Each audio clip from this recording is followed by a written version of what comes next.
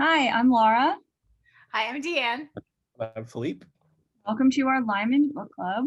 We're reading The Disorderly Nights by Dorothy Dunnett, and we are on part 2, chapters 5, 6, and 7.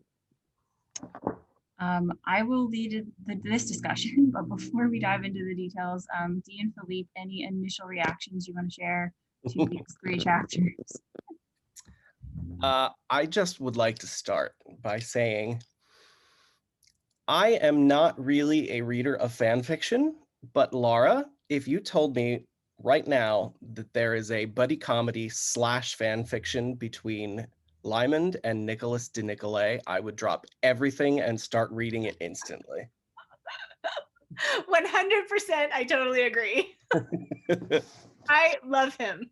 Oh, he's fabulous. Like the second he came in the scene, I was like, who is this and why haven't we had more of him before? Yeah. Also, I can only hear him speak in the voice of David Suchet as Poirot. Like when he says like agitate the toes, all I could hear was like the little gray cells.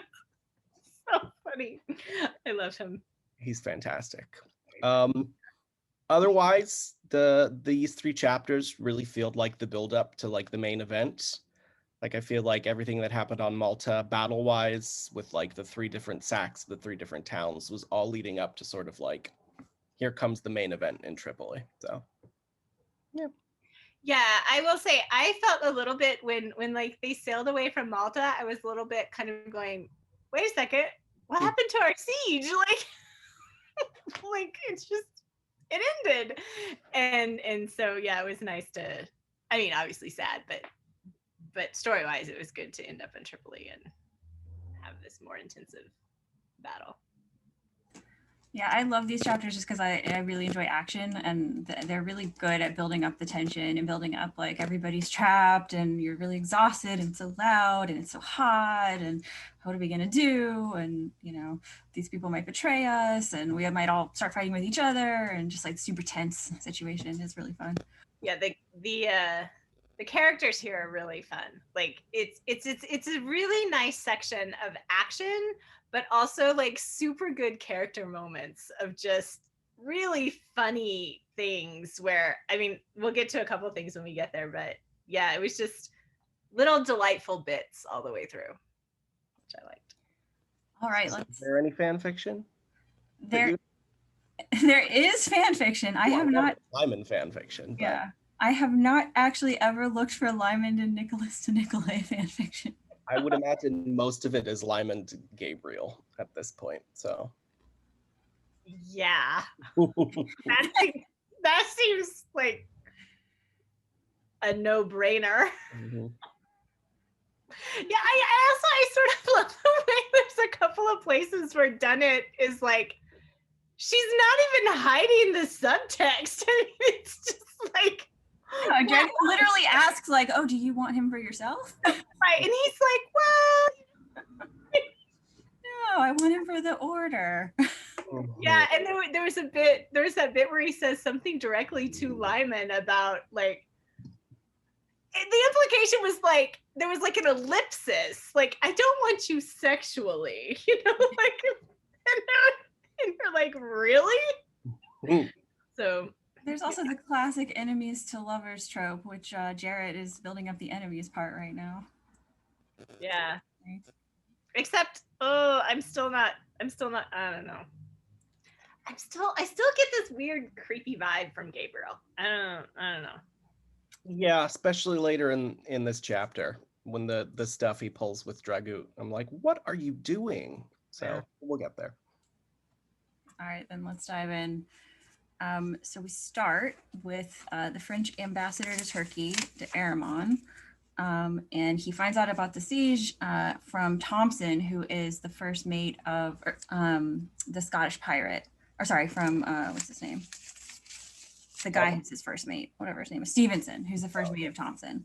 Yeah. So then he goes to Malta and he tries to find out what's going on, but no one will tell him the truth. There's all these lies about how the knights were super heroic. Yeah. And then so he decides to find Lymond because he knows that Lymond is an independent party, not one of the knights who could tell him what actually happened. There's a couple of interesting bits in this section that I highlighted. Feel free to jump in if you have any. I like this idea of him, you know, he's torn between these two sides because he's a Christian, but he's also French, who are allied with the Turks. So being a diplomat, he just kind of takes his time so that he doesn't have to get involved. He's trying to kind of stay out of it. But when he does get to Malta, it says, despite his training, water stood surprisingly in his eyes. So he does have this emotional reaction to the fact that, you know, the knights have survived and they're still there. Mm-hmm. Mm-hmm. Okay, I have a quick question.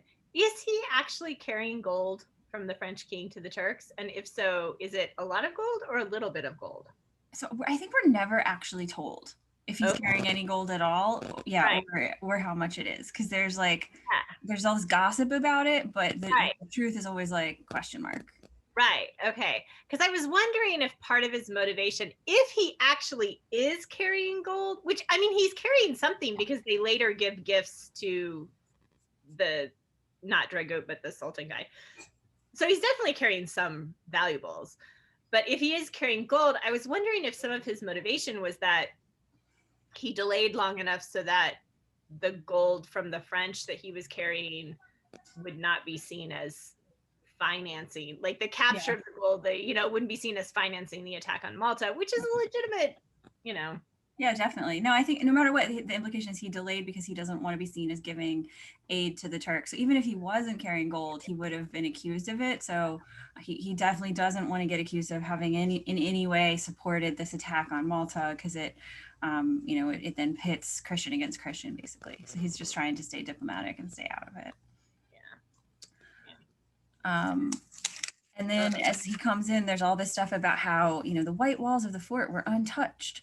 The birgu stood beyond, its stone unblackened by fire. All of this kind of emphasizing the way that the people of Gozo took the hit for the knights. And they're the ones that suffered. Right, so then we go to this dinner, where again, we have this emphasis on the hypocrisy of the knights. You know, there's all this candlelight and they're praying, and it's referring to the Grandmaster as the 8-pointed cross, talking over and over and over about how heroic the knights are. And it's all, of course, a bunch of lies. And Daramon can tell that it's lies. And he can't find out the details of things like how many knights were protecting Gozo or Medina. Obviously, he can't find out because there was almost none. Just the way the Homines tries to like martyr Galatian de Sicel. Like, he gave his life and the city only fell when Galatian fell. I was like, no, he didn't. He opened the gates wide open. It's like, I really... Yeah. And his complete abdication of responsibility for Thompson is just, I mean, what the hell? Right. Yeah, I was gonna get to that part next. The French ambassador and Domades have this private conversation where Daramon asks for the Grandmaster to help ransom Thompson, who is the one that saved them. Right. And he's like, no, he's a criminal, not gonna help him at all. And instead he's just like, go to Tripoli and intercede for us, and makes him like abandon his neutrality and go be put in a very awkward political position. Yeah.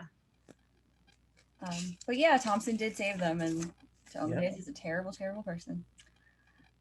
I mean, there's no arguing that at any point anymore. It's just like the depths of his depravity. I just, every time we like focus on him, I'm like, can we just not?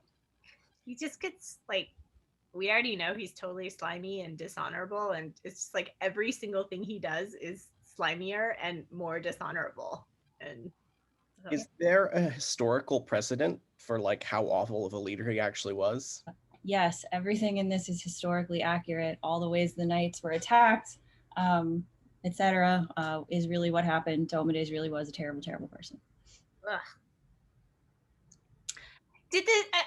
A quick historical question. Did the Spanish get something out of this? Like because it's obvious that it's the Spanish knights that are holding up his power within the order. So did Spain itself get some sort of benefit from having the knights controlled by a Spanish person? Is that...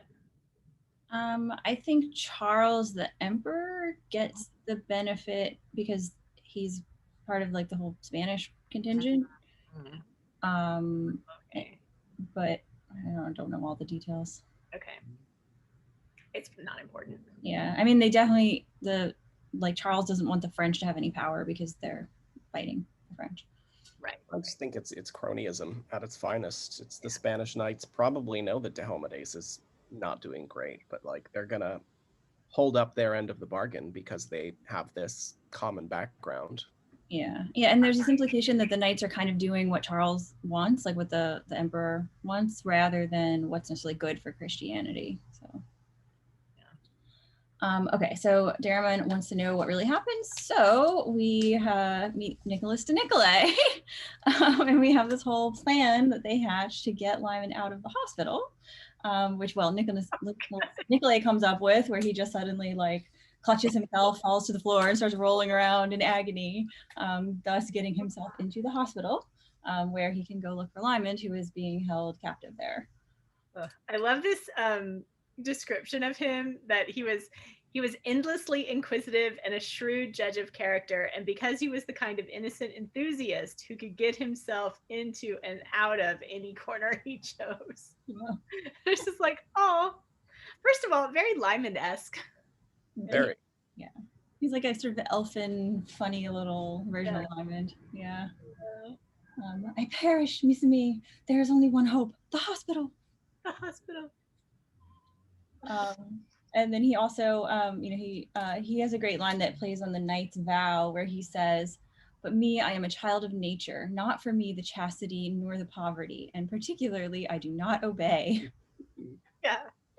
And I love that he kind of embraces that. He's like, well, you're not children, but I just, that it's so great. Yeah. Well, and he's this kind of famous cartographer, so and geographer, so he can get away with all this stuff, and he's kind of immune because he's super famous.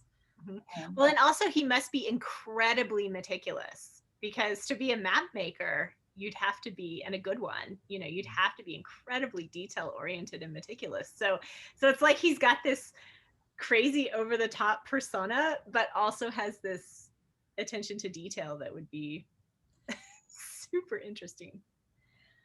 100%. So then we cut back to Gabriel and Lymond. So basically, after the last scene, where the last chapter ended, where Jarrett hit Lymond with a rock, they came back, went into the hospital. Jarrett got out, but Lymond didn't. And we have Gabriel berating him thoroughly for his carelessness. And Jarrett, of course, is like, "Well, I don't care if I killed him."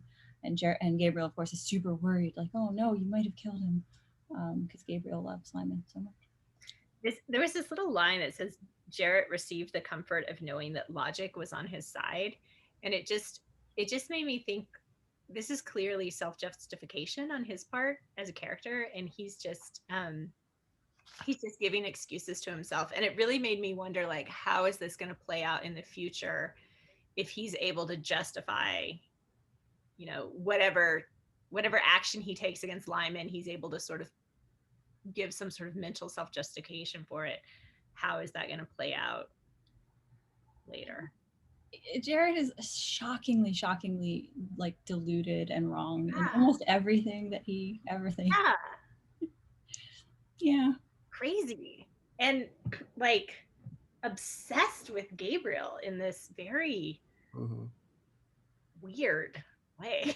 There is a super intense like sexual obsession subtext in this book that I find highly entertaining. Yeah.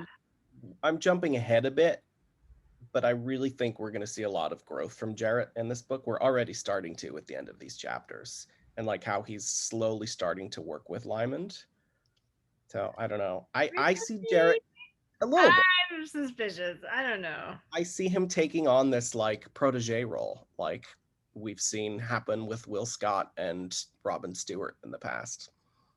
And it's interesting that all three of them are Scottish descent. So I'm suspicious that it's not going to last past Gabriel showing up again. Like, I think the instant Gabriel shows back up again, Jarrett's just going to be like, oh, and go back to being a jackass. So we'll see. We'll find out. Okay, so then at least I'd like there to be some growth from Jarrett in this Yeah, that'd be Because nice. I don't dislike Jarrett.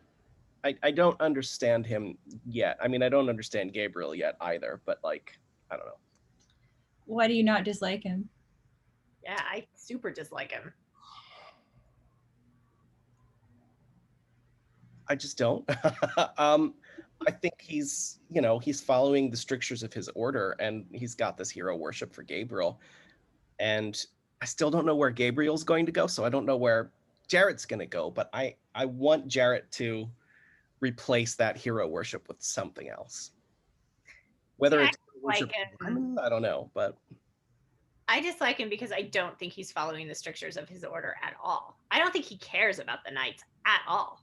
I think he cares about Gabriel, and I think he cares about appearances and what things look like.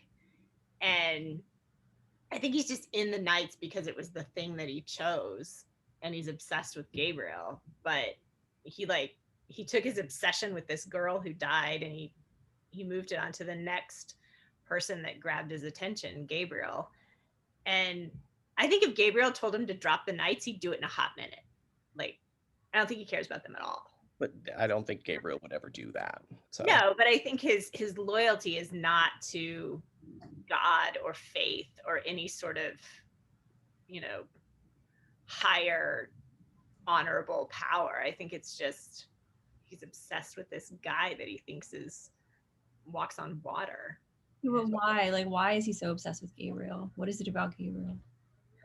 I don't think that question has been answered because I find it unconvincing. Like, I mean, he's pretty. Like, I don't know. Like, everybody seems to think he's great, but He's so charismatic and inspiring. yeah. I can definitely see that maybe he's not really following the strictures of the order, and as opposed to, you know, following after Gabriel. But a part of that would be because Gabriel is so devout and so into the order, I would think that Jarrett would be taking on those sort of qualities just because of how he feels about Gabriel. So he's not doing it for the order, but because he's following Gabriel so much, it looks like he's following the strictures of the order. Right, which is why I don't like him. Like, I feel like it's not authentic in any way. And I guess part of it too is it's part of it is that I don't quite trust Gabriel. Like, he seems really devout, and he seems really he's done some honorable things, but there's just been these threads of like weird creepy motivation that come through. And so I'm like, I don't know. Yeah, I can't tell if Gabriel is truly not causing an issue in the order because that's totally against what the order is, or if he's secretly trying to manipulate the whole thing for like Helmedes to have a huge downfall or not. I cannot figure it out. I absolutely agree. I can't figure it out either. Mhm. Like, I don't. If you ask me to pick a side right now, that would be difficult. Yeah. Like, I don't know. If he is actively working against Diomedes to sort of like, you know, we need better for this order, he's got this real problem with inactivity. Like, I think he sees what's wrong and he knows what has to be done to fix it. He's just not willing to take those steps.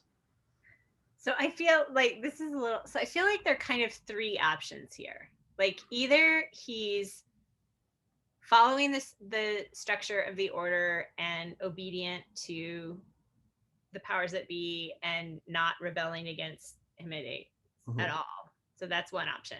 Option two is he values the order above his loyalty to the leader. He values the calling of the order and his faith. And so he is acting against the Grandmaster, but out of sort of a noble motivation for that.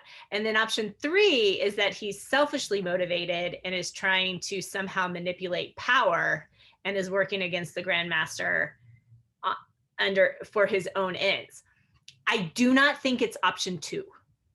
I think it's either one or three. And see, I don't think it's option three. I don't think he's in it for his own personal gain and power. At least if that is the case, he hasn't shown that at all yet, that I can tell. I don't know why I feel like he is, but I don't know. I think he's either selfless and honorable and working for the order, or he's an evil genius who's manipulative. And I can't, and I don't necessarily feel like there's a middle ground between those. And I know that it would maybe, I don't know, maybe it's more interesting if there is one though. Maybe it's more interesting if, I don't know. It's probably hard to imagine he's somewhere in the middle because he seems so passionately holy that if he was concealing anything, that would kind of undercut a lot of what seems to be his main character traits. Yeah.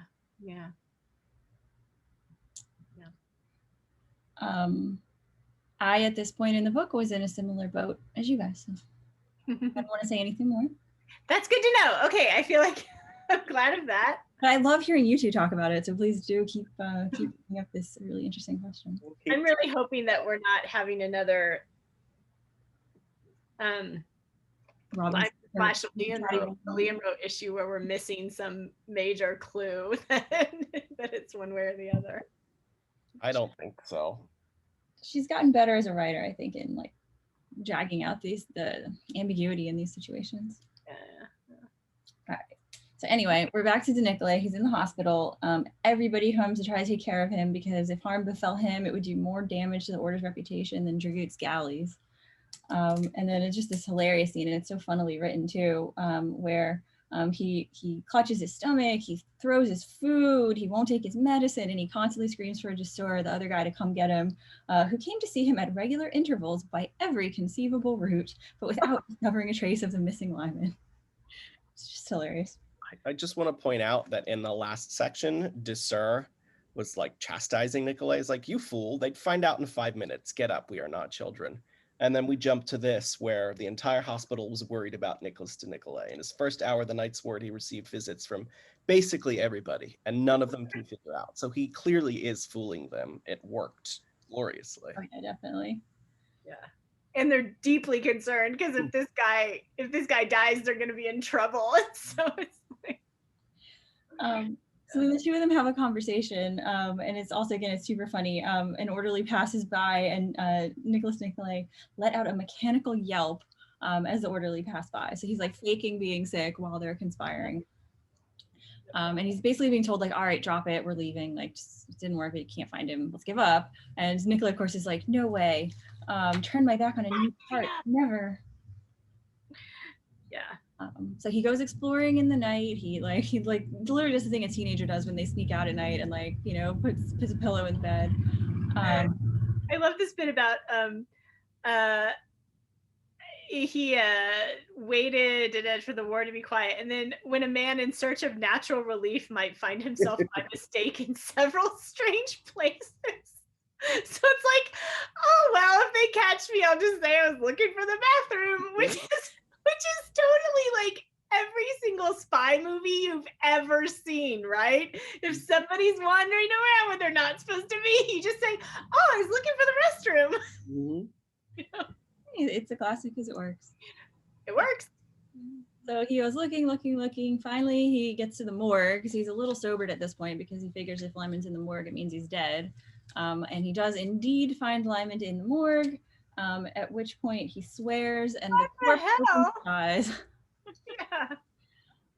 So Lymond has been trapped down there. Trapped down in the morgue? Yes, and they've, I think, been drugging him, and then every time he wakes up, he's got these bells attached, so then they hear him, and then they come back and drug him again. So yeah, that totally is not pleasant. And he has apparently terrible cramps, as you would. So Nicolay, of course, gets him to tell him everything that happened and then frees him because once he's told to Nicolay, they can't harm to Nicolay, so they may as well let them both go and pretend it was all a mistake. And then we get this bit about if we disturb our toes, the bells will agitate. I almost burst out laughing at this bit. Come, agitate the toe. Yes. You just see this little guy like so excited. No, it's super hilarious. Oh. They also agitate the toes.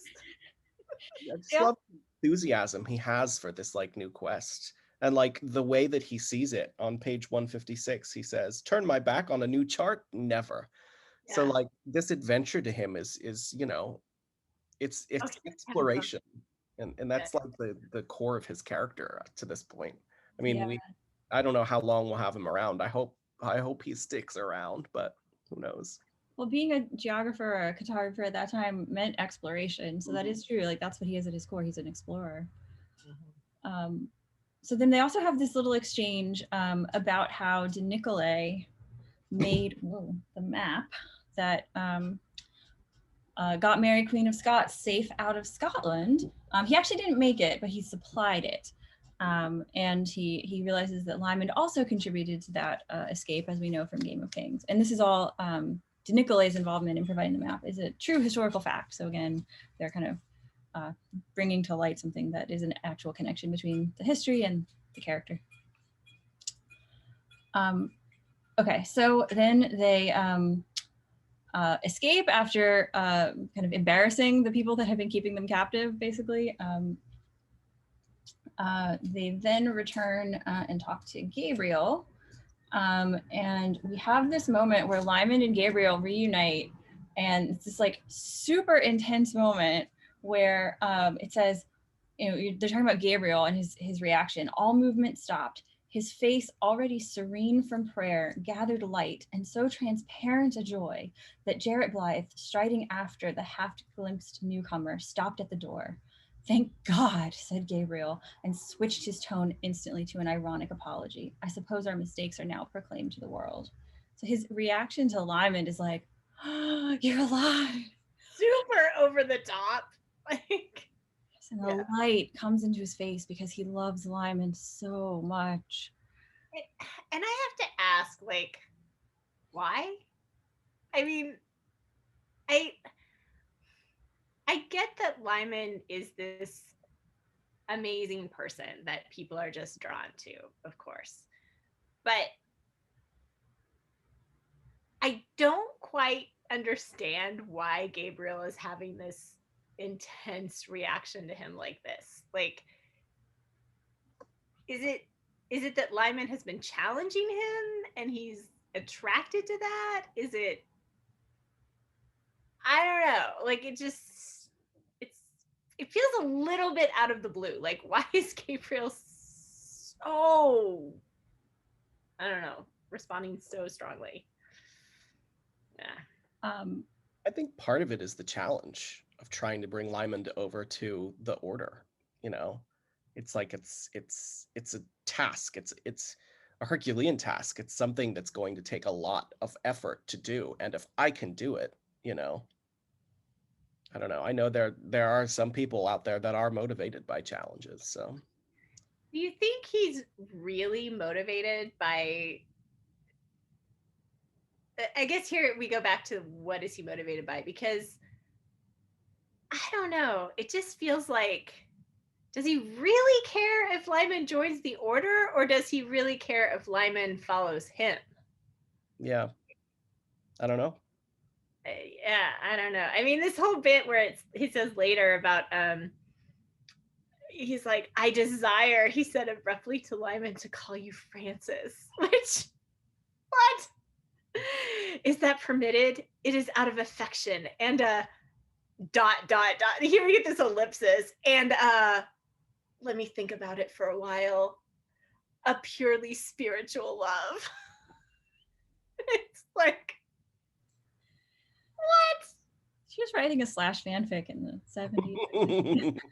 I mean, the subtext has become text. Like, it's, yeah. And then Lyman at the unexpected half note of mischief. So obviously, Gabriel is literally implying that it's not spiritual. Like, there's a half note of mischief in his voice. Even Lyman's blue stare relaxed. Of course, he said. I don't know. So I think also interesting here is the way that Gabriel switches from his desperate relief at Lyman's return to an apology.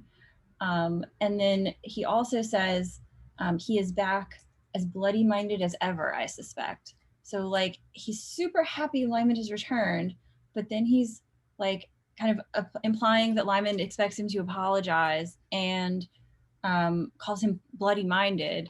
So he's like, I love you so much, but also like I wish these annoying traits about you didn't exist, you know? Yeah. Also, if was Gabriel like genuinely worried that the guys in the hospital were gonna kill Lymond? Because he knew he was in the hospital, right? That's Yeah, so it's that Lymond says that Lymond implies and he doesn't argue that Gabriel sent them to get him out.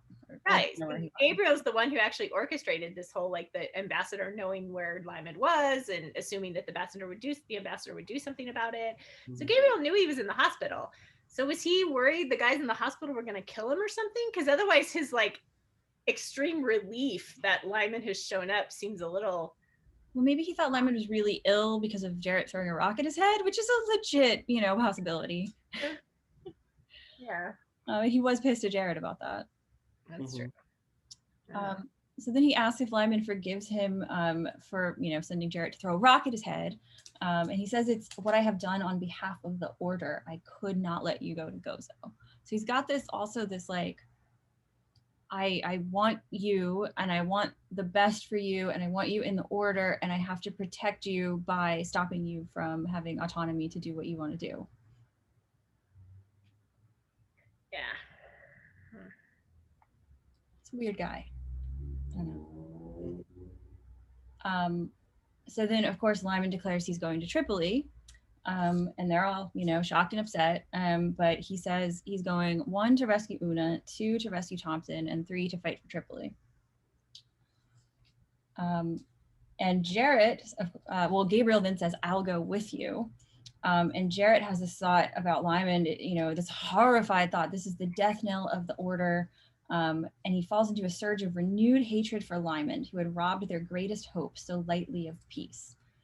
Which is like, how did Lymond rob Gabriel of peace? He just showed up doing his own thing. Gabriel is the one who's like, oh, I have to drop everything to go after you.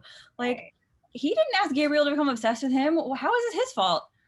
Right. And also, how is this a self-destruction worse than Medina? Like, Medina seemed pretty self-destructive. Like, I'm not sure this is any worse than that. It's just toxic jealousy coming out again. Yeah, exactly. He's very toxically jealous. You're 100% correct. So they talk a little bit about D'Aramon going to negotiate, and Lymond quite rightly calls out that he's going to become the scapegoat if he's not able to stop the attack on Tripoli. Gabriel makes this kind of intense declaration that if Tripoli falls, he will call the order from the ends of the earth to sit in judgment on Diomedes. And Lymond has this very realpolitik, cold response of upon which all the Spaniards will come and vote for one Diomedes. Yeah. This whole grandiose declaration, not going to do anything. Yeah. And then they have this super interesting exchange where Lymond says, what you need is an assassin, but I'm not going to do it. What did you think? Why does he say that then? Well, I also love that it says his blue eyes guilelessly wide, meaning this is absolutely full of guile. It's not for sure. He's very, very innocent. I'm not going to be the assassin. It will not be me, And what you need is an assassin. And then it was almost imperceptible, the change in Jarrett Blythe's face, the shadow of anxiety on Gabriel's. But I will not be that one. And so that was intriguing to me. Is this a discussion that they've had? Is this Jarrett and Gabriel and the other guys who are with them? Clearly they're responding to this statement, and I feel like there's some history there. Have they decided for and or against an assassin? How is that? I don't know. Why do you think Lymond says this to them at this moment? What is the subtext of what he's telling them?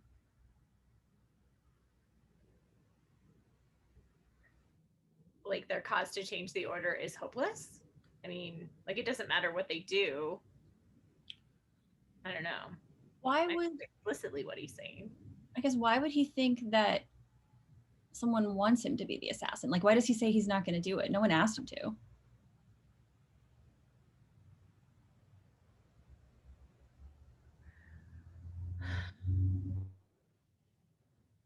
Oh, well. Maybe he feels that he's been somewhat manipulated by Mallet, and like he's just cutting it off at the head here. He's like, if your sole goal was to bring me here to assassinate Juan Nehomedes, I'm not going to be that person for you. It's like, I hope that's not what you think is coming. And it could go back to that conversation in France where he was initially asked to come here, you know, like it would certainly benefit the French if he assassinated this guy.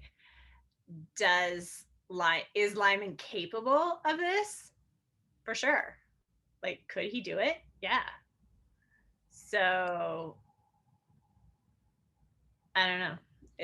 Does he feel like that is an expectation that's on the table?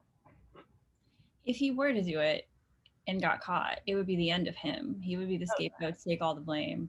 So even though he can tell that Juan Homenace is a terrible person, why would he give up his life to get rid of this? Mm-hmm. Sure. Yeah, not only that, it would solve a whole bunch of people's problems without blame being laid at their doorstep because he's not even French. So yeah.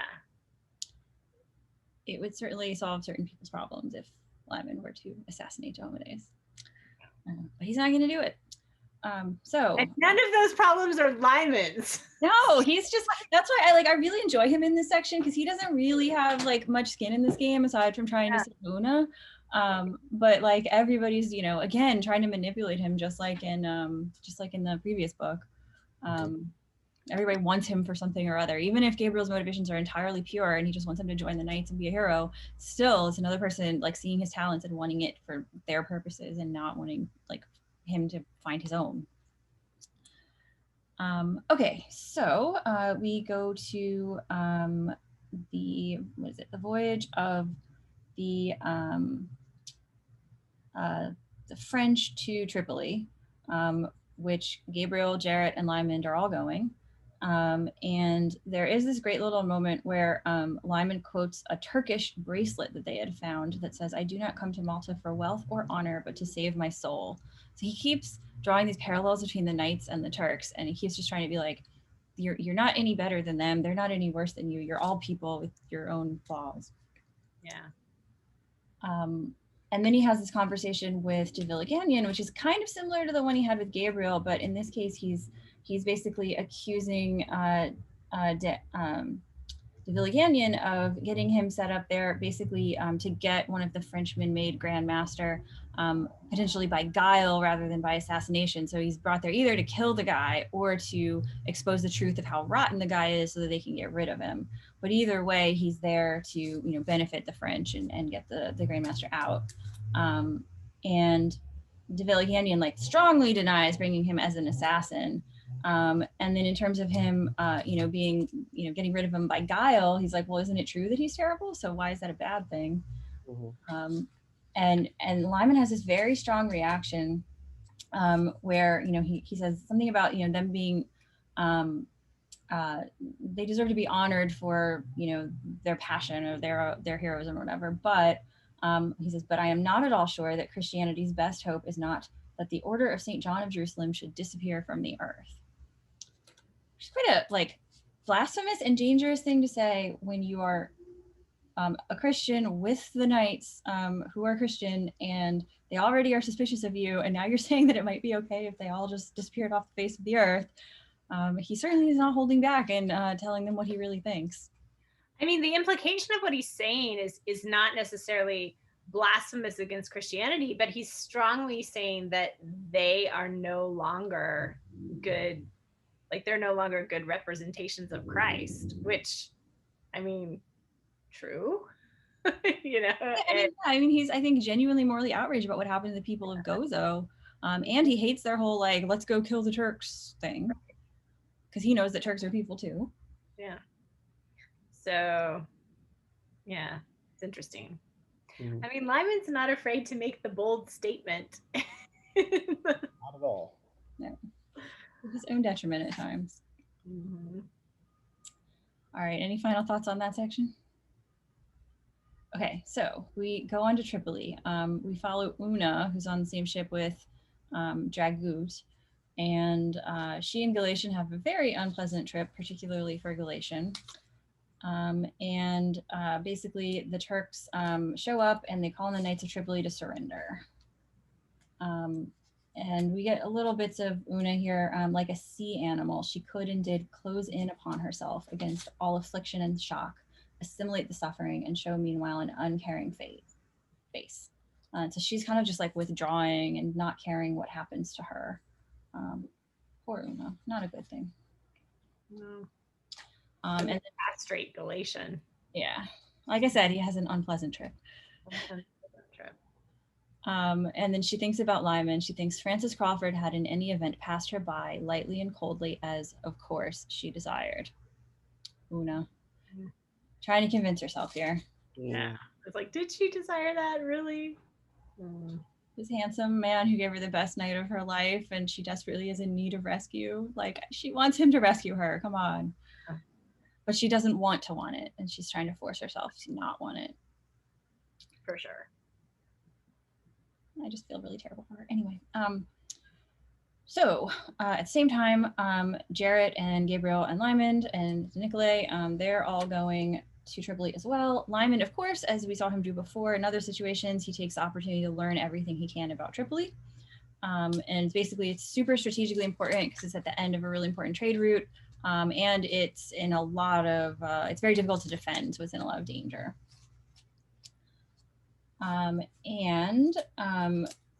There's a great description of the old castle as this sort of huddle of all these different eras, Roman, Byzantine, and Spanish. So it's not very defensible, although it would be a cool place to visit if it's still there, I don't know. And he has an exchange with Gabriel that's quite interesting, where Gabriel asks him about Una and then kind of reassures him that if she does get taken into slavery and put into a seraglio or married to a Turk, that she'll have a good life and she'll be okay, and like, don't worry about her, you know, look for your pirate friend Thompson, but let Una go. What's up with that?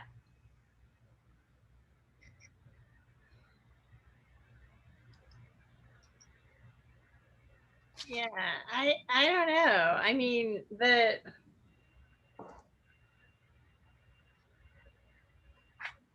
don't bother with this woman, like, because she's a prostitute and it's morally wrong in his religion to try to save her? Or is it just that, like, I don't want you to bother with this woman, like, focus on me? Focus on me. Yeah.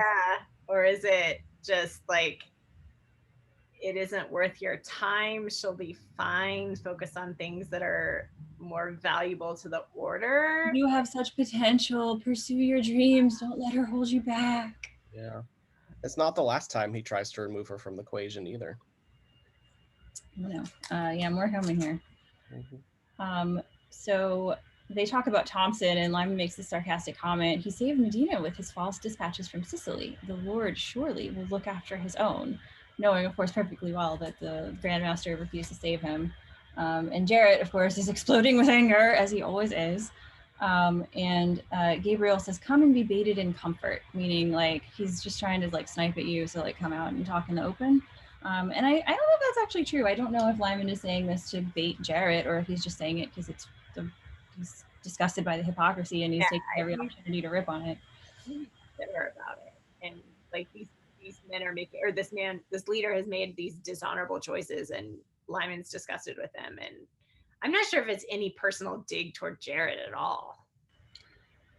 Yes. But Jarrett, at least, and apparently Gabriel, seem to think that it's being done as digs against Jarrett because like they can't imagine that it would actually be a real moral argument because, you know, it's so far beyond how they can conceive of like morality. Like Christians are always right and Turks are always wrong. I don't know. Yeah.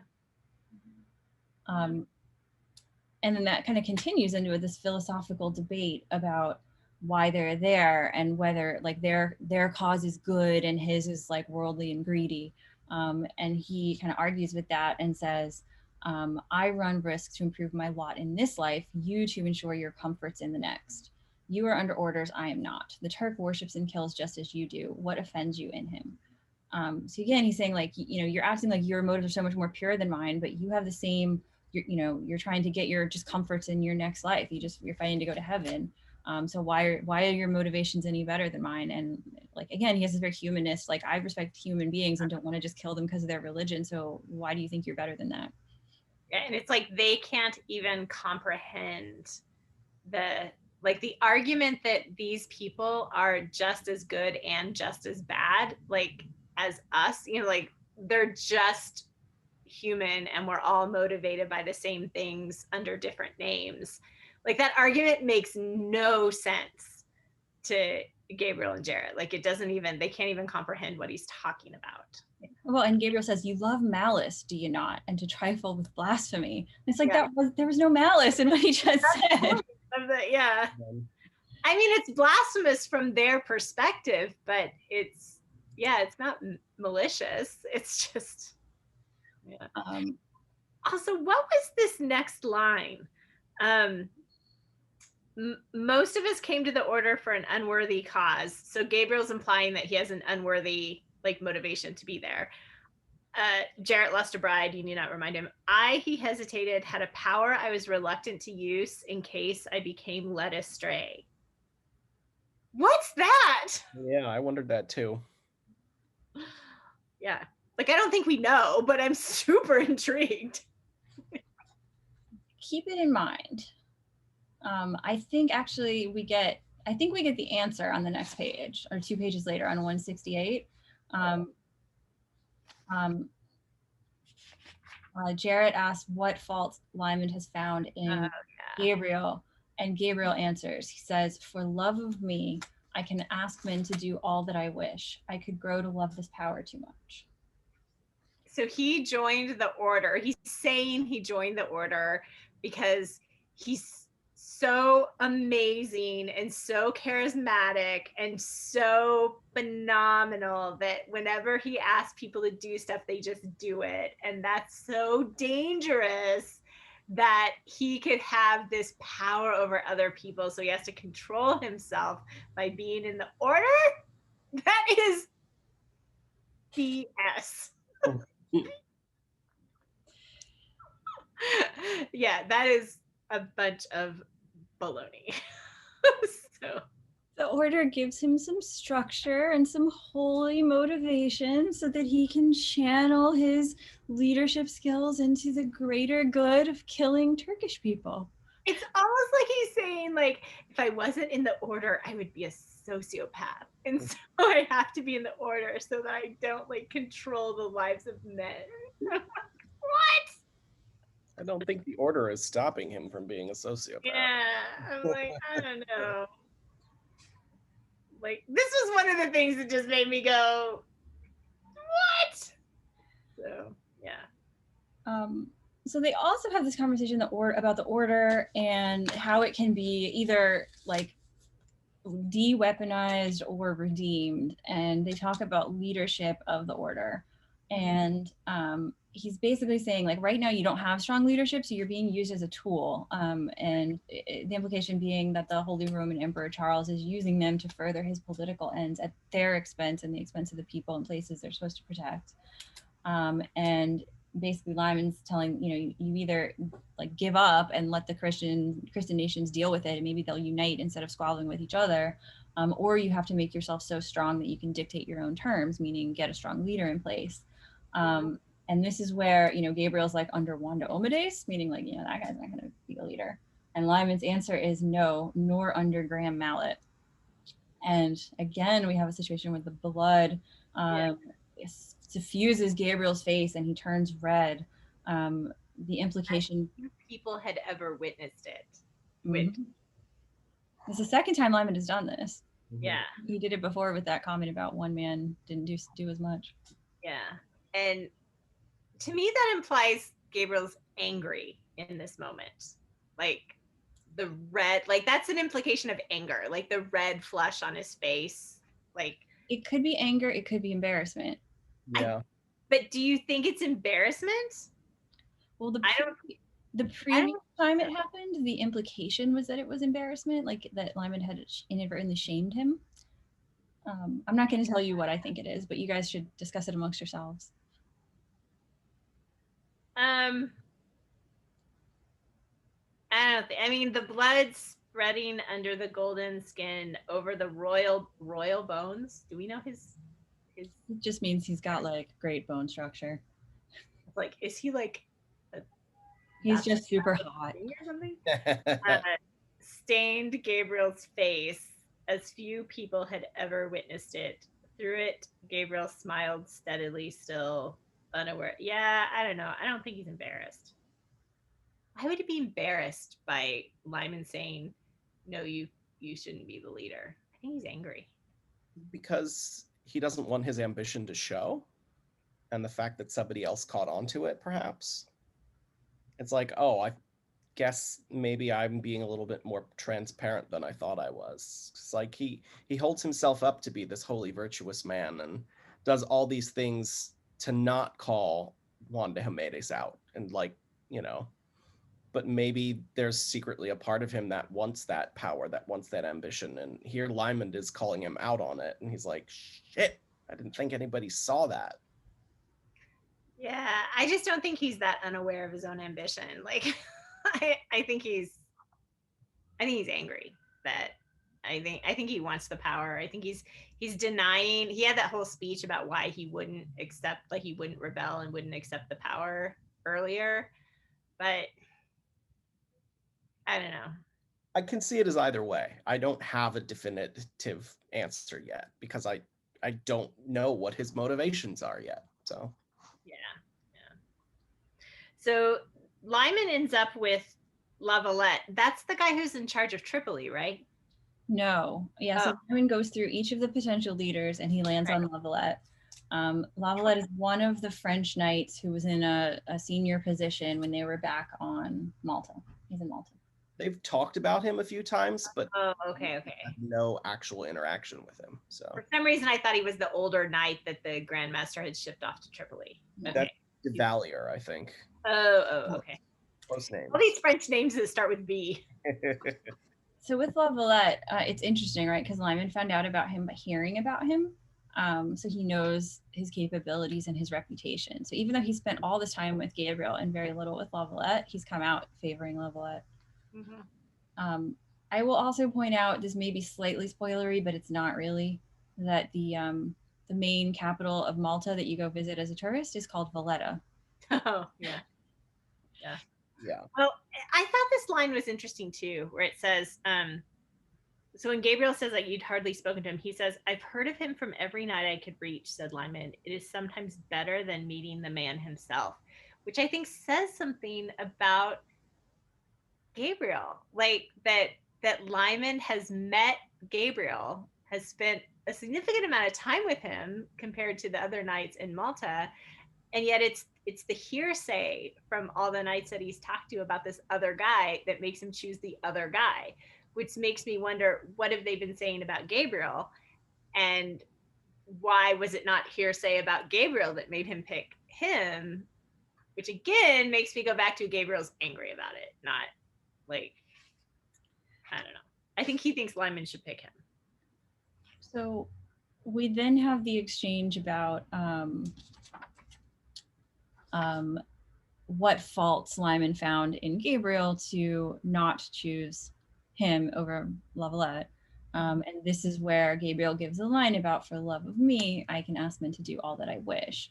And then Lymond's response, "You hear," said Lymond placidly into Jarrett's icy face. "We all love him too much." Just can't help himself. Yeah. So of course Jarrett is like super pissed and wants to hit him, and Gabriel stops him. And then Gabriel then is he's like a kindergarten teacher between the two of them. "Be still, are you children? Be still, your own destiny is behind you. There's Tripoli, there in the bow." So despite this whole ethical argument, you know, again, like he's positioned as the parent and Lymond as immature, along with obviously Jarrett is immature. And they find Tripoli in the distance, and Lymond begins to whistle a long, complicated, and extremely bawdy song from the Scottish seaboard. Not immature at all. So I do have a fan art of this moment that I will share now since we just talked about it because it cracks me up. This is by Languish Locked in L on Tumblr. And it's the Lymond saying into Jarrett's face, we all love him too much. And I think it's a work of brilliance. Grumpy. And then there's another fan art that is apropos for this chapter, so I'll just share it now while I'm screen sharing, which is Jarrett being grumpy about spending time with Lymond. And this is from Invite Me to Your Memories on Tumblr. That's fantastic. Oh, Francis Crawford. So, and I love that Jarrett's last name is Blythe, and he is nothing but he's the farthest from being a Blythe spirit that you could possibly be. So true. Indeed. Okay, so they sail in. Lymond's whistling. Thompson answers, so now he knows which boat Thompson's on. Una hears it. Basically, they sort of the people of Tripoli are feeling relieved because the French ambassador is here to negotiate on their behalf. Don't get too relieved, guys. Yeah, yeah. It said help was near, and I wrote, or is it? I don't think so. So then we have a long scene where the French ambassador and his party try to negotiate with the Turks to save Tripoli. It totally fails, and he and his entourage are taken prisoner as, for their protection, which sets up a really difficult situation for them because they're basically like diplomatic guests of the Turkish attackers while the Turks are attacking Tripoli. So it looks like they're aiding them. Or hostages. I mean, Yeah, they're definitely hostages. They're just being held hostage. Like, no, that's what's really happening, but what it looks like is not great. Why does it look like that though? Like, I didn't get that at all, because it's like they're just hostages. Like, why would anyone assume that they're anything other than hostages? Because the French are allies of the Turks, and he's the French ambassador. He's going to visit Suleiman, bringing him gifts. Yeah. And he went to visit, and then they never came back. So it's like, oh, they're helping him. So and even the way they take them hostage is like, for your own protection, we can't let you leave. Yeah. That's true. Yeah, and it doesn't. There's no sign of any. That the French are in league with the Turks in the midst of all of this. I do love this one description of the Turks at the sort of at the beginning of this scene where Dunnett writes, they were the faces of men with work to do, confident, competent, and showing a large patience before their importunate visitors. And it's just like this description of these very mature, calm, focused men. And again, I think it just goes back to what you've been saying all along about this contrast between the Turks and the Knights, or the Turks and the French, or the Turks and the Spanish. And it's just that the image of them that's given around by Christendom is such a false image. Yeah, and there's another one where a little, like the next page, where one of the Turks says something like, fight ye in God's true battle, says the Quran. And then Ahriman replies, the Christian Bible says much the same thing. Mm-hmm. So like they're, again, like drawing parallels between the two. Like, we're fighting, but we're not that different. Why are we killing each other? Mm-hmm. And we also had that, again, that contrast with the Scottish border families also, like, why are you fighting each other? So we then have everybody's putting in their best efforts, even Gabriel, speaking with balance and humor, leafing his conversation even with the twists of subtle, harmless malice that the mind of Islam enjoys. That's a weird. That was an interesting comment, but it also spoke to him having a deep familiarity with the cultural practices of this group of people, which makes me wonder, like, what's his history with the Turks? Mm-hmm. Do we know what it is? Do we know his history with the Turks? There's a vague reference to it, that he had learned Turkish well because of the time he'd spent doing something or other, I don't know, as a knight. Yeah. Okay, so they're the guests. And we end up then back on the boat with Lymond and Jarrett. So the French party has been taken hostage / guests. And Wanted to Lime. say quickly before we move on that Oh, yeah. that whole scene, the dinner scene, made me very hungry. That's all. I was like really upset they got up right as the pilaf was being served. Like, Oh, it's delicious. Get up after you eat. Yeah. Also, that food sounded amazing. Yeah, all the descriptions of the food, that sounded so good. I also really love the line on the top of 171. His flowing Arabic reached an end, and he waited, hearing behind him the effective suction of Nicholas de Nicolay draining his cup. It's like, it's. Oh, he's so funny. I just really like Nicholas de Nicolay. That's all. Sorry, that's all I wanted to say. Oh no, don't apologize. Everyone loves him. I feel like he's kind of the Archie character of this book. Like, I really like him, and he's engaging and fun and adventurous. And Oh, Archie, I miss him. yeah. Yeah, I kind of think it's important that Lyman's kind of alone here. He doesn't have any allies. He's this outsider. So it wouldn't make sense to have Archie here, but doesn't mean he's gone. Right. Yeah. Okay, so Lyman is watching what's going on, and he's got a good idea that these he's watching this. It's like a, what is it called? A skiff.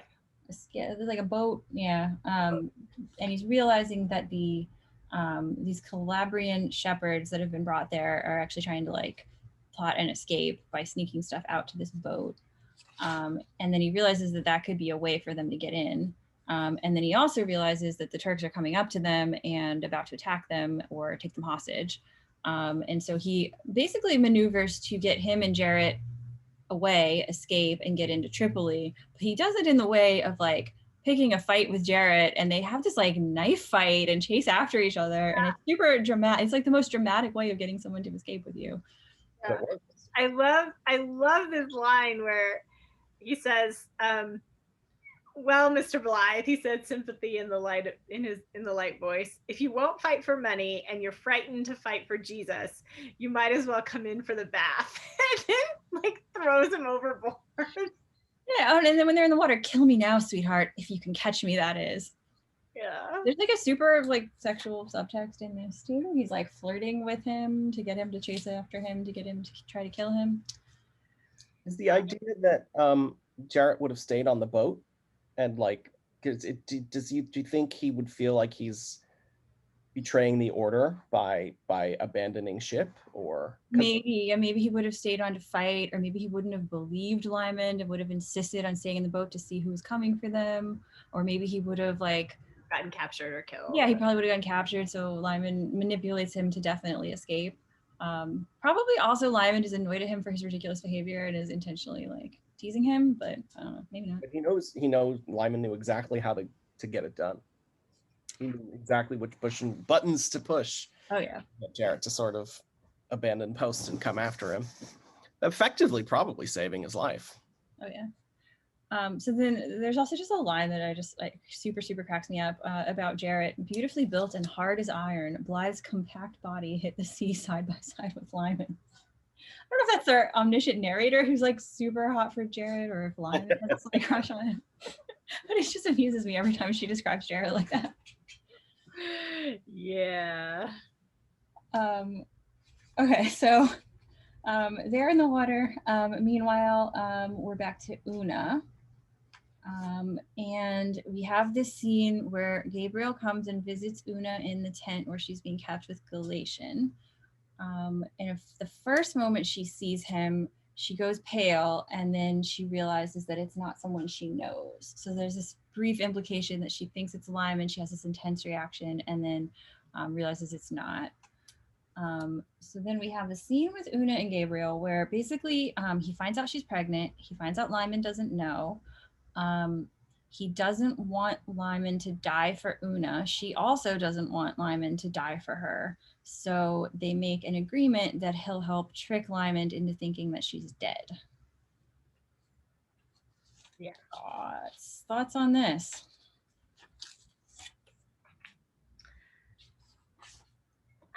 I mean, why?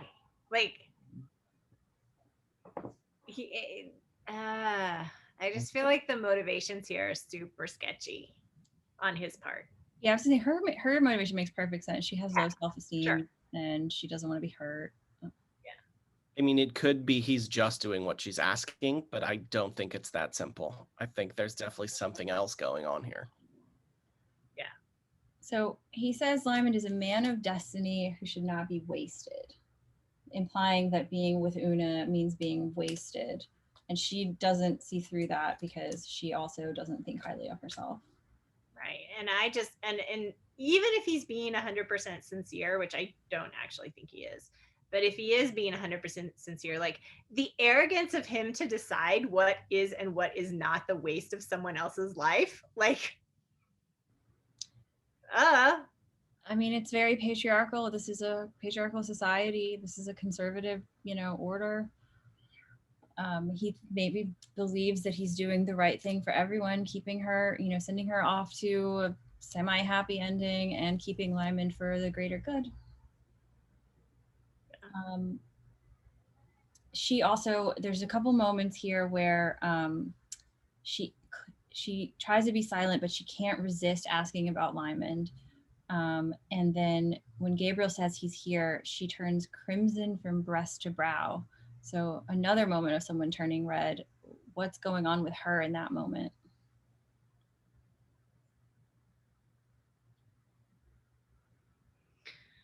well, it's clearly a sign that she is feeling something intensely, right? So she's not indifferent to Lymond. Not at all, despite her best attempts. Yeah. Yep. I think she's been in denial about having fallen for him for a very long time. Sure. I mean, when you look at her response to his question about the child, like, are you sure it's Cormac McConnors? And it says, spreading black in her eyes was a memory she had driven out, a poignancy that held hope and horror and apprehension all in her speaking face. At long last, Mother of God, I pray. So it's like there's such a hold over her memory that her short time with Lymond has. Yeah. It was probably the one night of her whole life where someone treated her like she mattered and she was special. Strange to me that she's so sure that it's Cormac's child, though. Like she's trying to push out all hope, almost, that Lymond might be the father. Is she sure, or is she just determined to believe that it's Cormac's child? I think it's determination. Yeah. Yeah, I think so. I think she actually does suspect that it's Lymond's. If nothing else, there's a slight implication that, or at least we don't know otherwise, that she hasn't had any children with Cormac and has been with him for quite a while. Mm-hmm. So the idea that she's suddenly pregnant out of the blue, it's kind of like, probably Lymond. I mean, I think we know it's clearly Lymond's child. It has to be. But there is zero chance this baby is Cormac's. No.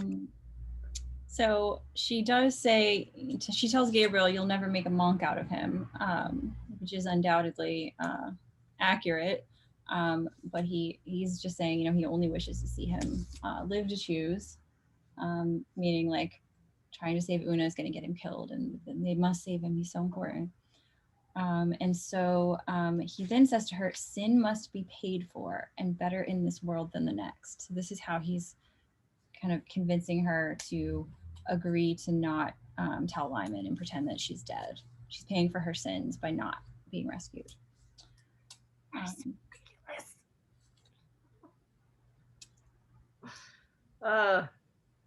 And manipulative. It's ridiculous and manipulative. And yeah. Mm-hmm. Any other thoughts on that section? I don't know. It just, I guess my overall question is just, what are his motivations here? It's just a mystery, and what is he really trying to get Lymond to do? And I don't feel that we know what that is, because I think his explicit his expressed motivation is to get Lymond to join the order, but I'm unconvinced that that's his real motivation, but I don't think we know what it is. if there's more to it, or it could be that plus something else. Like, is it join the order and or something else? I don't know. Yep. All right. Yeah. Moving on, chapter 7. Lyman I did like these chapter title combos where Yeah. the Oh, I know. one was like God proposes, and then this one is but Allah disposes. I was like, that was a nice little. It's like the hope that was possible by Daramon showing up is taken away by the attack actually starting. So yeah, It's also a play on a phrase, which, if I remember correctly, I think the actual phrase is "man proposes, but God disposes." So, I think no, that's it is a phrase that people use, and I think the real one is man God, not God Allah. she's got quite a wit, and she's quite irreverent in these funny titles for some pretty serious scenes. But she also, like as we saw from the Nicolay scene, she knows her comedy. Lyman does rescue Thompson. Jarrett does not help. And they sneak into Tripoli through the Châtelet, which is open because the untrained Calabrians are trying to load up a brigantine to escape. And we have some interesting thoughts from Jarrett. He not only disliked Lymond, he was afraid of him, afraid of what his loose tongue might do to the order, and more important, he sometimes thought even than that, might do to Gabriel. So that's a sign of Jarrett's, like, what he cares about, you know. Yeah, Gabriel is more important over the order. Again, why is Jarrett so obsessed with Gabriel? What does Gabriel mean to him?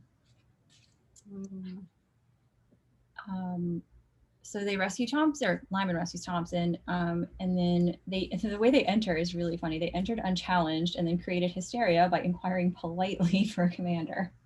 Also, can we just go back to that rescue scene for a second? I love the fact that this incredibly fun, like, pirate style rescue scene happens in like 2 paragraphs or 3 paragraphs on this page. Like, this would be a whole scene in a movie, like sneaking on the ship. And it just reminds me of, like, in Hamlet, where like Hamlet gets captured by pirates, you know, and like that's all you know of that. like wait, that's super interesting. What happened there? And so I'm like, this would have been a fantastic scene to see play out. But she doesn't need to play it out because the rest of the book is so interesting. So there's just this little throwaway. Yep. Super heroic rescue spy thing. Yep. So basically, these they have this conversation with the commander, or de Rocher, of the Châtelet, and he is he didn't realize that these Calabrian boys were loading up this brigantine to have a sneak escape. There's no possible way it works. They'll just get killed. But he decides to let them keep doing it because if they lose hope, they could revolt. And then that would be even worse. And that kind of sets up this whole situation that we kind of look at from different angles in this chapter of these Calabrian boys who were sent there are probably as big of a risk as the Turks, because if they revolt, they could take out, the garrison from inside. And then also it then starts building up later as well in the dispute between the French and the Spanish. So there's just like things in Tripoli are worse because of the internal stuff going on in there than because of the attack outside. Yeah. Calabria is like and yet Italian, right? It's a place in Italy. And yet the interesting thing is that with all those conflict, the internal conflicts between the different factions, what actually brings them down at the end of the chapter is a betrayal of a knight who, like a knight who has literally betrayed them and turned over to the Turks and become Muslim, and that was what really did them in. So yep. There's a great description here as they come in, jarred with light, the white walls, the flat roofs, the spire and minaret, the castle and arch flickered in gunfire, which lit all the translucent water of the bay and defined the scattered vacant vessels, black and stark against the blaze of the batteries. From the castle, pathetically, came a crackle of arquebus fire, and caught in the light the frail sparkle of arrows falling harmlessly on the hulks that formed a bulwark for the entrenched Turkish cannoneers. I just thought that was a gorgeous imagery of this battle as it's starting up and then continues over the next few days as they're getting bombarded. And just the utter futility of Tripoli. And Well, is it feudal though? Is the interesting question, because Lymond makes argument later that actually we have everything we need to survive if we can just keep our shit together in here. the defense isn't feudal, but the attack is feudal. Like the cannon fire that they're giving out and the arrows that are falling harmlessly on the defenses of the Turks. Like, so they can hunker down and be fine if they hadn't gotten betrayed. But it's utter futility for them to try and like reach beyond. They can't fight back at all. Yeah. So Thompson sneaks off. He does not go into Tripoli with them. The implication is he's going to the brigantine. And Jarrett has this thought. Jarrett and Lymond go in. Jarrett has this thought that professionally, Lymond was an impeccable ally and that there was nothing at all about him that he cared for. Again, Jarrett, who used to be, again, childhood friends and had this like slight kind of infatuation with him at first, like really, really hates him now. So I love that Lymond referred to Gabriel to Jarrett as your Archangel Gabriel. Like, I was kind of wondering if we were gonna like, because that's the obvious implication of his nickname is the Archangel Gabriel, and so I was kind of wondering if that was ever gonna come up explicitly in the story. Yep. So Lymond and Jarrett join the garrison. The commander is so happy to see them that he cries. And basically the garrison is 25 elderly knights, 25 prisoners, and the Calabrians, and a bunch of slaves, and 100 Moors as soldiers. Jarrett Blythe, who had thought until then of little but the saving of Gabriel, transferred his shamefaced anger with fine lack of logic to Lymond. This is the most Jarrett sentence I've ever read. Yep. Including the shame underlying his anger and the fine lack of logic. Right. Which is a throwback to the line earlier about how he was comforting himself and how logical he was. Mm-hmm. You know? Yeah. So luckily for them, the Turks are attacking their strongest bulwark. I don't know how you pronounce that word, but anyway. And they don't know to attack the weak one yet. There's some great descriptions, again, that I just love, like this sequence. It feels so vivid to me where it's so hot that stepping into the sunlight is like stepping into fresh, stinging hot water. And you can feel the heat as a weight on his sodden shoulders. He's got this headache, and everyone's got this headache because of this inexorable pounding of the guns because they're being attacked. So it's just this nonstop barrage, and you can't even escape it by sleeping. You'll hear it at all times. And there's these references to the slaves, which is like, again, how are you better than the Turks again? Yeah. Exactly. And particularly later on, like. Well, at the end of the chapter. It's yeah. Yeah. Oh my gosh. Also, there was this kind of a little bit of a throwaway line in the middle of 187 where Jarrett is thinking, and he sees, I think, the skull of a boy, like a it's a statue. So this castle used to be, it was Roman and then Byzantine. Okay. So the marble, so it was a statue. He's looking at these Roman ruins, and it's a Roman statue. Okay, so it says, and wondered what the battered fought over houses of Tripoli would have to show of grace 1400 years hence. Yeah. So I was thinking, okay, that makes it 1951. And so then it was sort of like, I wonder if Dunnett was making some sort of reference to Tripoli in 1951, but I didn't. Wait, 1400 years from the 1500s is not 1951. 20 something. It's like distant future. 1551. Oh, it's 20. You're right. I didn't carry. Yeah, you're right. Sorry. It was like, it would be 400 years. Yeah. So that 1,000 years away from now, at least, or about. But it hadn't been. It had been 1400 because they're in the 1550s. Okay. They're looking at statues from like what, the 100s, 200s. Mm. Okay. So Rome left North Africa well before they left Britain. Well, who knows from when they left, or just they were made at that time. Like the dating of the statue of a Roman boy to around 100 or 200 would make sense. Okay. Never mind. No, but I'm glad you called out that section because I love that. I love that description of this being formerly a Roman place and this immense weight of history, and that they're just one thing in a long line of stuff that's happened here. And this kind of thought of like, you know, what's it going to be like 1400 years from now? And here I am looking at something from 1400 years ago. Yeah. And if it's like 450 years from then to now, it would be, you know, another 1,000 years in the future is the distance from Rome to them. It is interesting to think about that we're closer to this time than they were to the Romans. Yeah. It's like all of that discussion about how like we're closer to Cleopatra's time than Cleopatra was to the Great Pyramids, you know, like that's so far back in the past that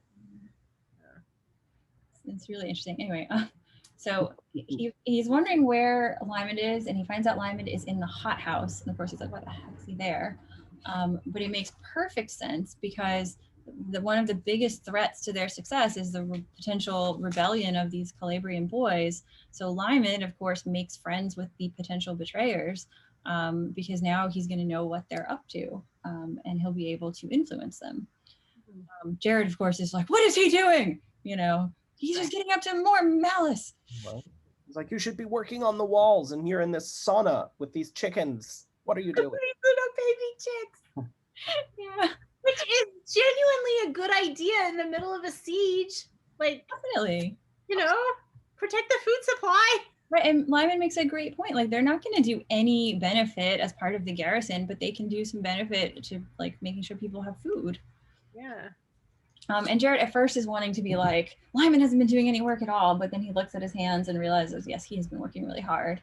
And he at least has some sanity in his brain of thinking Lymond was a first-class mercenary. It did no good to overlook that. Right. So this is then where they have that conversation where Lymond is saying Tripoli could actually hold out indefinitely. We have all this stuff. Why has the rumor been put out that this is an indefensible city? I mean, the fact that they have water is...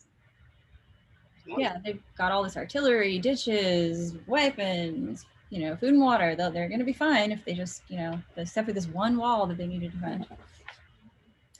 Sant Brave. Yes.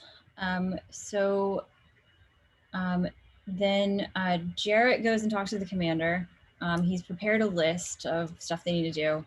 And there's this line, Jarrett Blythe himself was a thoroughly competent commander, which is important to keep in mind because Jarrett's an idiot, but he's actually very competent also. And he had all this training and he was looking at this, like this list of things was a reasonable list of things they needed to do. And yeah. So again, he's got this animosity toward Lymond, but he realizes Lymond's competence. We at this point probably have some animosity toward him for his complete cluelessness, but we can also acknowledge his competence as well. So maybe something to build a relationship on there, what their original friendship started on, which was their mutual competence. So this is where then we find out that this knight has deserted. The French knight who had settled in Tripoli, had a Muslim wife, and therefore the implication is he has escaped and sold them out and told the Turks about their weak bastion, the St. Brave. Oh no. So then, any thoughts on that before I move on? No, I mean, that's when the attack starts on the St. Brave as well. So then we go to the tent with Turks and Gabriel. It's Sinan Pasha, Dragut, and Gabriel having a conversation where Gabriel is negotiating for Una. Dragut asks if Gabriel wants Lymond sexually. Gabriel responds by implying he wants him for the order. Gabriel negotiates to have Dragut take Una into his harem and raise her son to be a warrior for Suleiman. And if his son is fair, to sell him to Gabriel. Dragut, thinking that means that the son would be Gabriel's, because Gabriel is fair, agrees to this whole thing. It kind of cracks me up, the assumption that the child's appearance is going to be completely determined by his father. So like if his father's dark, the kid's going to be dark. If the father's fair, the kid's going to be fair. Whereas Una clearly has black hair. Mm-hmm. And so like, I mean, well, if it's a dark-haired kid, it could be either of their kid. If it's a blonde kid, it's definitely Lymond's. Right. True. And But they didn't have probably DNA he's gonna testing. have a So dark-haired kid because dark hair is dominant over blonde. So it's a book. D. I know, but I'm just saying, like, the odds of her having a blonde child are slim. So Right, but if they don't have DNA testing, so if it's a black-haired kid, no one's gonna know whose kid it is. If it's a blonde kid, you're gonna know whose kid it is. I'm just saying. that's true. All right. So Dragut has this interesting. I just think I don't know. You guys jump into, but I highlighted some thoughts that I thought were interesting. One is Dragut kind of seems like he's looking out for Lymond when he says, "You say the man Crawford is your friend, yet you wish to deceive him," because we know they had. And he says, "I remember him well as a boy." So we know they had some kind of relationship, and we don't know exactly what it was. But he's As a curious boy. as a boy. Boy. There's that age question popping up for the millionth time. Mm-hmm. I really have a hard time believing that he's any older than 16 at this point, like in the wars. Yeah. That whole like battle. Yeah, or going like yeah. Okay. Maybe younger than that. Like it's just he's definitely a teenager during that. There's no other option. There's But all this language about him as being super young and a child and the boy. I knew him when he was a boy, you know, like that's anyway.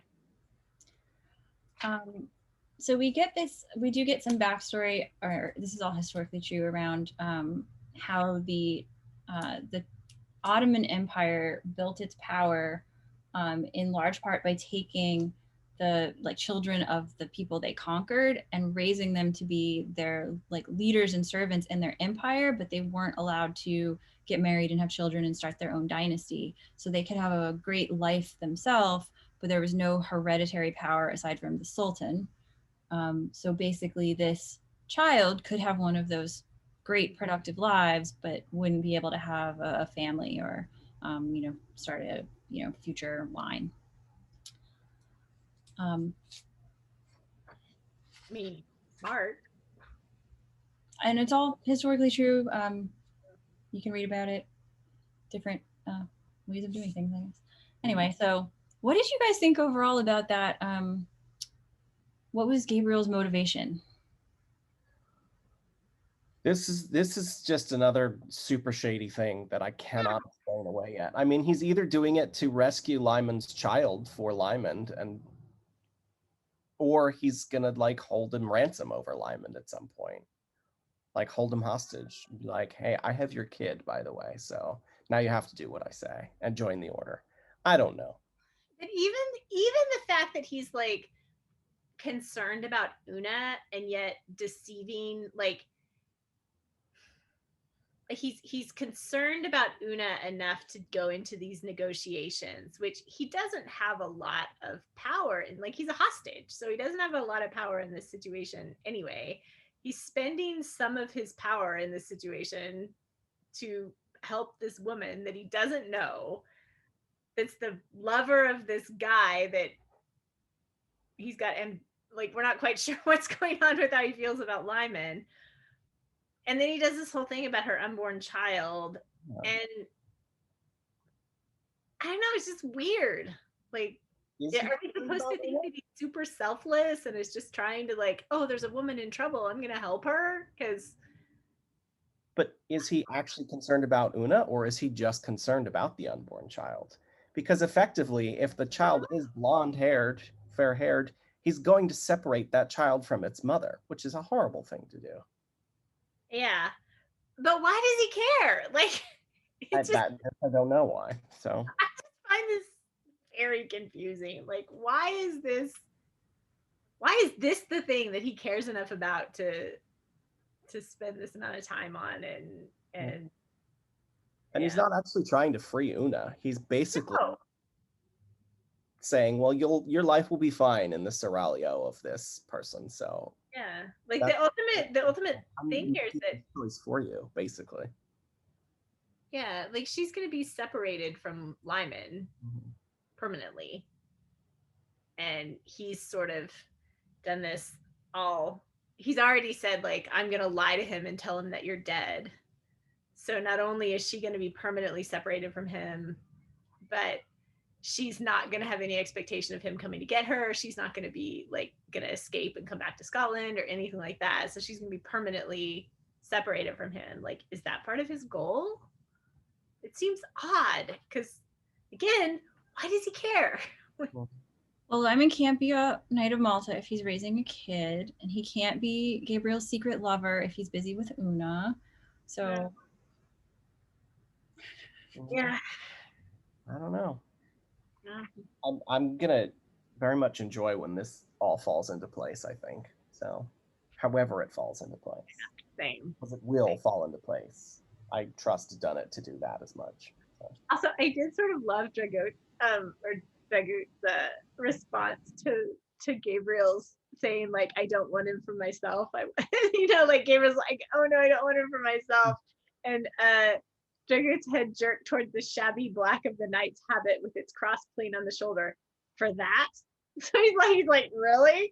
And he goes, he did not disbelieve Mallet, but although courtesy would never permit him to say so, clear in his eyes was derision at the picture Gabriel had painted of 400 men enclosed in celibate life with none of the Muslims' more prosaic resources. And then he just, anyway, but it's like, really? In his assumption that Gabriel wants Lymond physically, and Gabriel's like, no, I don't. And then he's like, really? You want him for the order? I mean, he's really good looking, you know? Yeah, like, that seems like waste. Which, like, it also implies that back in the day when Lymond was a boy on the galleys and whatever interaction they had, Dragout was checking him out. For sure, yeah. Also, Gabriel's response, unshocked, unshockable. He's not surprised by any of this. Nah, right, yeah. And yeah, he smiles at the implication. Like, it's he's like, do you want him for yourself? And he's not shocked, and he smiles, and he's like, no, I desire him, but not for myself. He's not even like, how dare you imply, blah, blah. Like, there's none of that. Yep. Okay, so we then cut back into the castle in Tripoli where things are not going well because the Turks are now attacking the weak bastion of St. Sohrab, whatever. And there's a whole bunch of slaves that are being forced to defend it, and it's super dangerous for them, and they finally refuse. And the Spanish knight in charge, de Herrera, insists on like whipping some of them to death to make an example. Yeah. Which is a really terrible idea, not only for the reason of it being a terrible thing to do, but also because it's just going to like destroy morale, encourage more revolting, and take everything down faster. So every single decision they could make to make this battle better, they make the opposite decision. Yeah, that's why it's really important we get the thing where Lymond says, like, we could totally get through this, because then we see how they screw it up, and we know that it's their fault. It's not that it was a hopeless situation, it's that the people all screwed it up. So Jarrett notices a gap in the supply line of the gunpowder, and so he goes into the magazine where he's not allowed in. And they discover, Lymond's there too, they discover that the French are not being allowed in by the Spanish who are in charge, and the Calabrians are. So apparently the Spanish, the implication is the Spanish think the French are more traitorous than these like farm boys. And well, I don't know, to me the most interesting thing here is the ending where Lymond and Jarrett again argue with each other, and Gabriel is very passionate about, I have no option but to obey. You follow the common laws of warfare. Our service is to Christ. And then they smell the bodies of the Bassinado slaves burning. And this is the sentence that the chapter ends on, is Lymond looking back at Jarrett and calling that out, and just calling like complete bullshit on the hypocrisy of the knights and this claim that they're doing the greater good when they're actually murdering the people that they're supposed to be protecting, and they're just, you know, really, really horrible. Mhm. Yeah, the juxtaposition of our service is to Christ, followed by the bodies of the slaves burning, like it's just stark. The interesting thing to me is this all happened 500 years ago almost. And Dunnett, I get the impression, like, as she researched it, she got angry a little bit at some of the terrible stuff. Yeah. And that comes through in her writing. Yeah. I feel like the history of the Christian church is, yeah, in a very large percentage of the history of the Christian church is just horrific tragedies of people wanting power and enslaving and murdering other people. Like it's Yeah.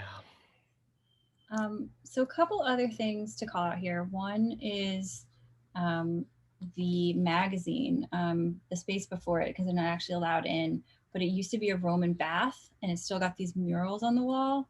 The terracotta, you know, the tightly curled hair that you'd see on the, like, the walls of a Roman baths.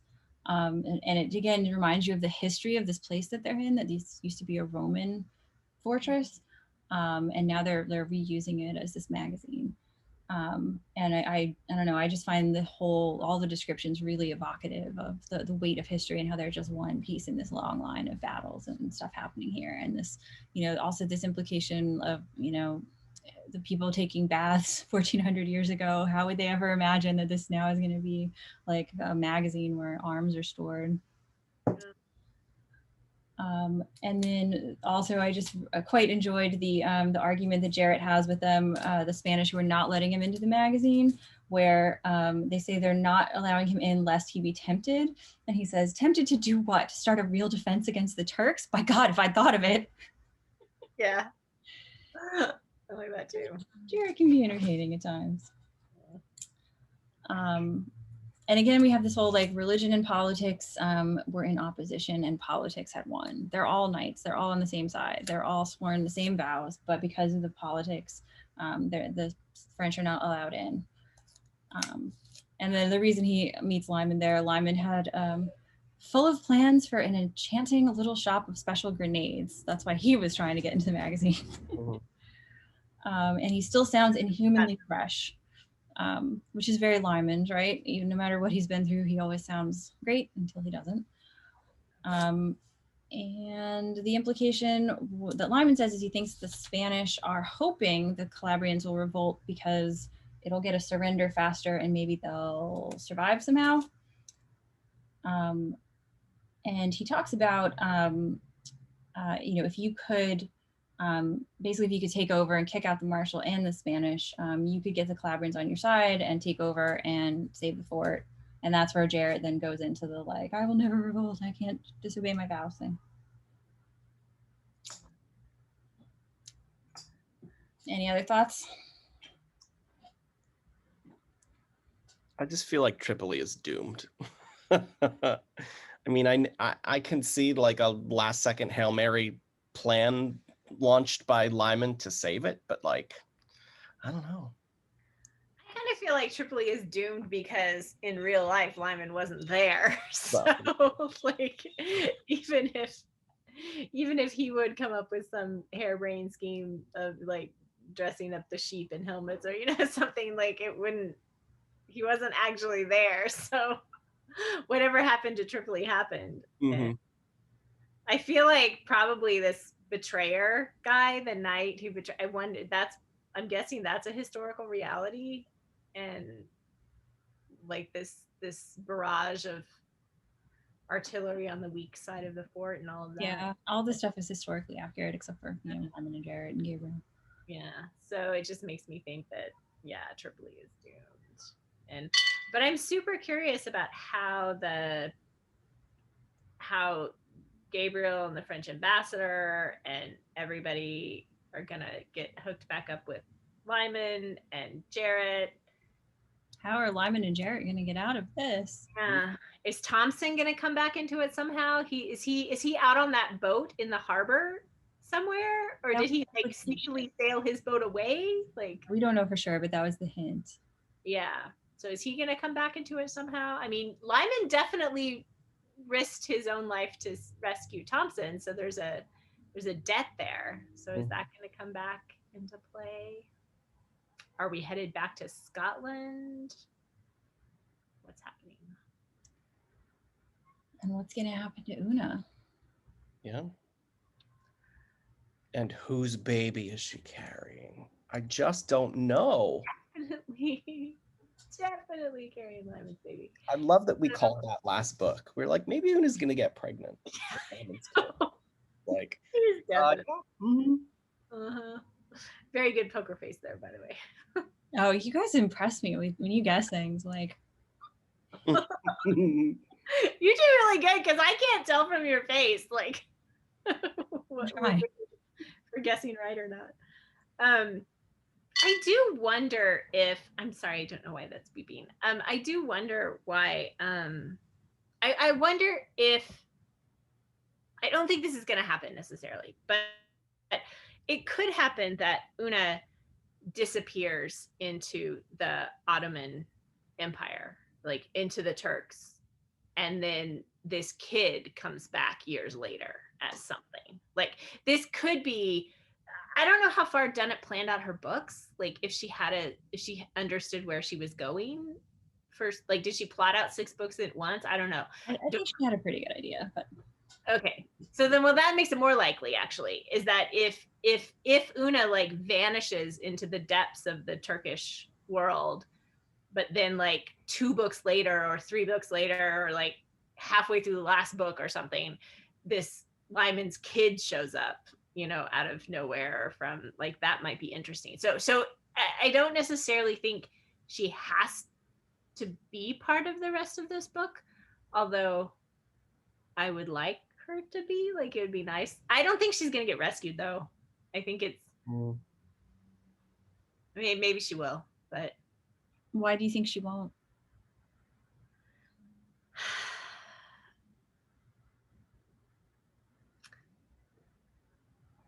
I don't know. I feel like it has I just can't see, like, okay, she gets rescued. Like, let's say Lyman rescues her and then takes this pregnant Irish girl, like, back to Scotland. Is he gonna drop her off in France? Like, is it like, I don't know. Like, maybe it's just my lack of imagination and I can't tell where it would go if she's rescued. Also, I really want to read the book of Una in the like, I want to see what happens with her. Like, if she does, like, if Dragoot takes her into somewhere in the church, like, that's a good story. I want to see what not that the story will follow Una. Like, obviously we're gonna stay with Lyman, but I would love to know that story. I don't know. I think she would be okay. And I'd like to see what happens to her.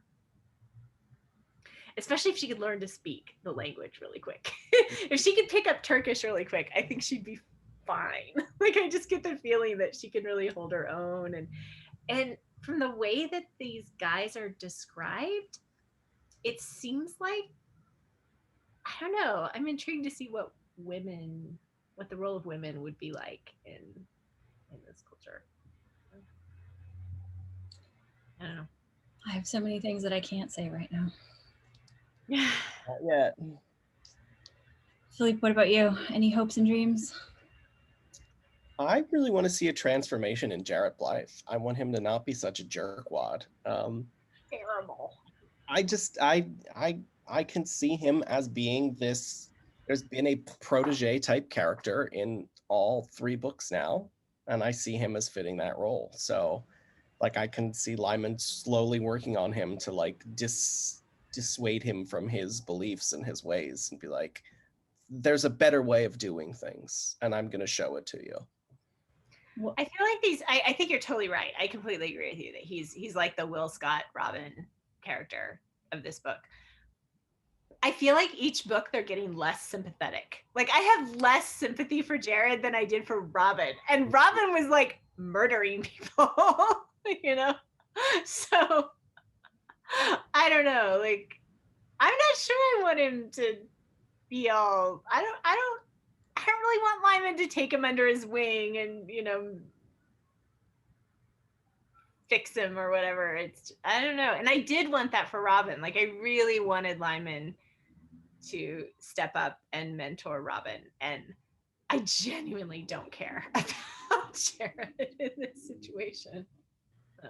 Jared's just vibrating with so much emotion.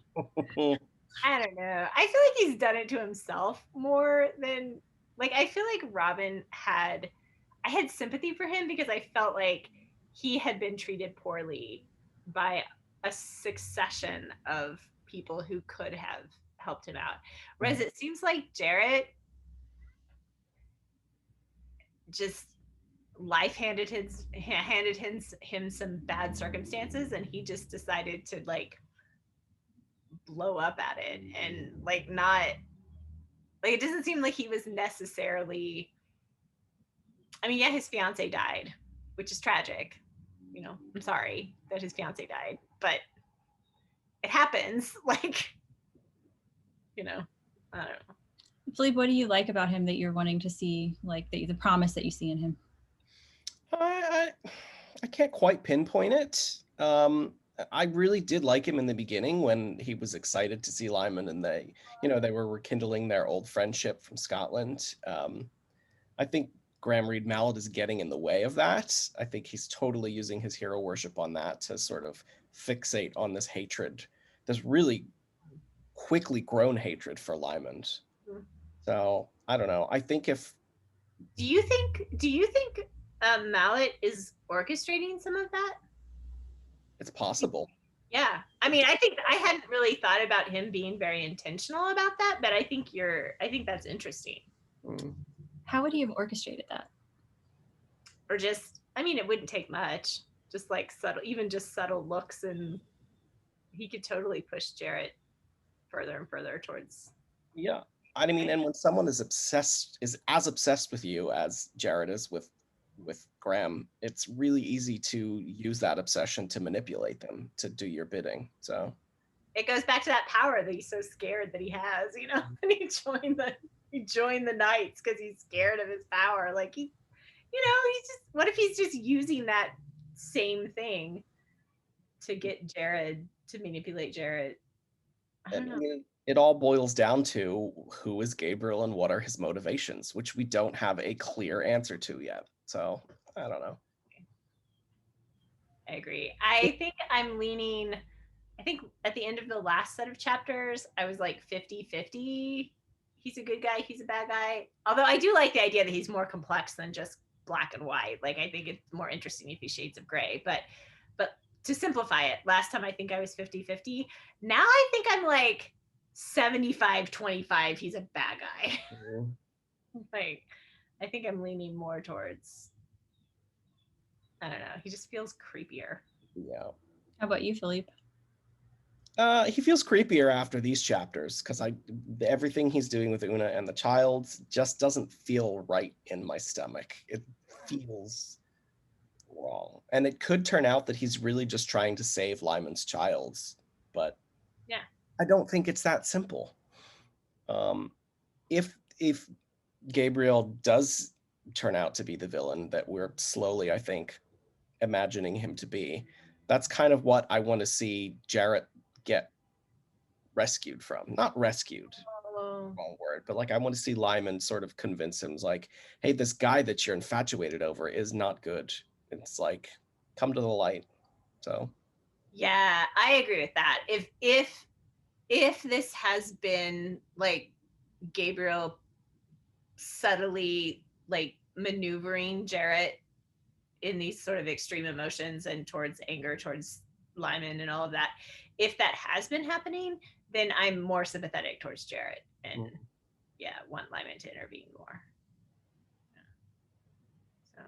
So It's a great conversation, you guys. Any other thoughts you want to share? Jolita's still back in Scotland. Yeah. There's Still still a what's whole going bunch of on stuff there. happening in Scotland, so okay.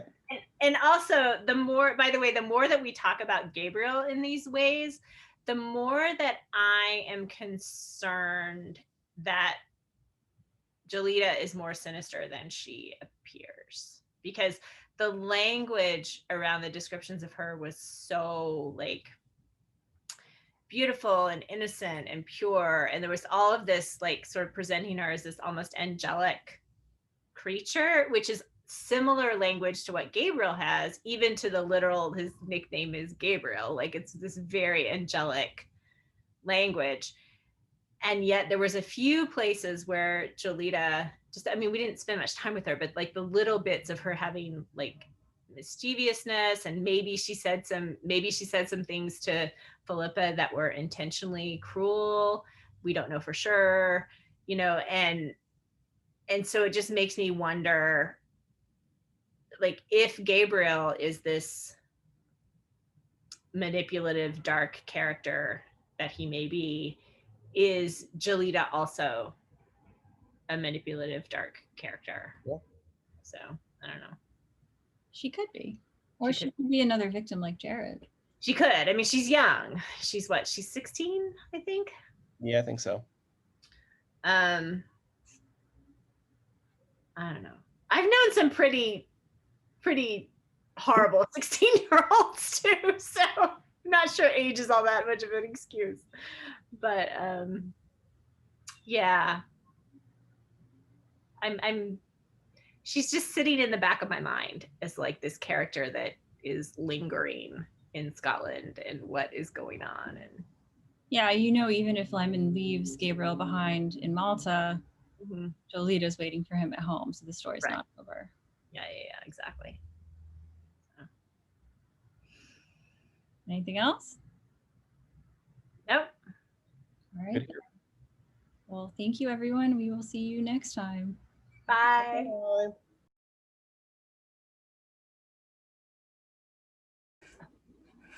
Help.